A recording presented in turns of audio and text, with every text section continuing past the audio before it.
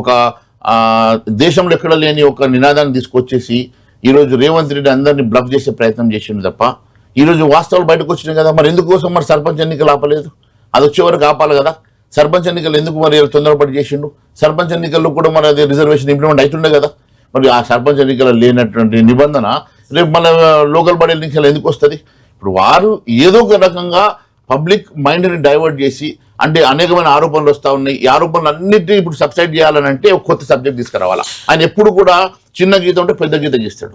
ఇప్పుడు ఇలా అనేకమైనటువంటి ఆరోపణలతోటి ఈరోజు ఉక్కిరి బిక్కిరి అవుతున్న సమయంలో, ఆయన పదవి గండం ఉన్న సమయంలో వీళ్ళ కొత్తగా తీసుకొచ్చి ఒక సబ్జెక్ట్ తీసుకొచ్చేసి ఆ డిస్కషన్ పెట్టేసి పబ్లిక్ని డైవర్షన్ చేసే ప్రయత్నం చేస్తూ ఉన్నాడు. ఇప్పుడు కూడా ఇటు సర్పంచ్ ఎన్నికలు పెట్టేసి అక్కడ హిల్ట్ పాలసీని ముందుకు తీసుకుపోయే ప్రయత్నం చేస్తాడు. అక్కడ లక్షల కోట్ల రూపాయలు దాంట్లో మరి లంక బిందెలు ఉన్నాయి. ఇంతకుముందు ఆయన అన్నాడు కదా, నేను రాష్ట్ర ప్రభుత్వంలో లంక బిందెలు ఉన్నాయి అనుకుని వచ్చినా లంక బిందెలు లేవు, ఖాళీ బిందెలు ఉన్నాయని.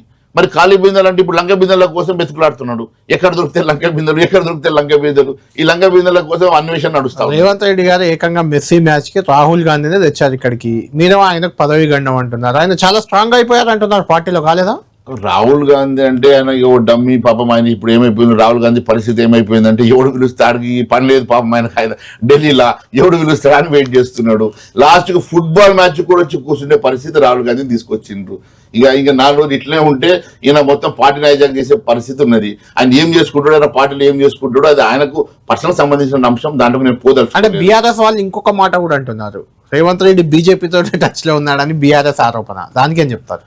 ఇప్పుడు ఈయననేమో వాళ్ళు టచ్లో ఉన్నారంటారు, వాళ్ళు వీళ్ళు టచ్లో ఉన్నారంటారు. ఈయననేమో వీళ్ళు వాళ్ళు ఒకటి అంటారు. ఇప్పుడు మా పరిస్థితి ఎట్లా ఉన్నది? వీళ్ళు ఎవరన్నా అటు ఇటు పోయేసి మాకు అటాచ్ చేసే ప్రయత్నం చేస్తూ ఉన్నారు. భారతీయ జనతా పార్టీ చాలా స్పష్టంగా చెప్తా ఉన్నది, మాకు ఎవరితోటి కూడా ఈ రాష్ట్రంలో ఎవరితోటి మాకు సంబంధాలు పెట్టుకునే అవసరం మాకు లేదు. భారతీయ జనతా పార్టీ నిక్కార్సుగా రేపు రాబోయేటువంటి ఎలక్షన్స్లో భారతీయ జనతా పార్టీ కాషాయ జెండా ఎగరేస్తుంది. తెలంగాణ రాష్ట్రం కైవసం చేసుకుంటాం. ఖచ్చితంగా తెలంగాణలో రాబోయేది భారతీయ జనతా పార్టీ ప్రభుత్వమే.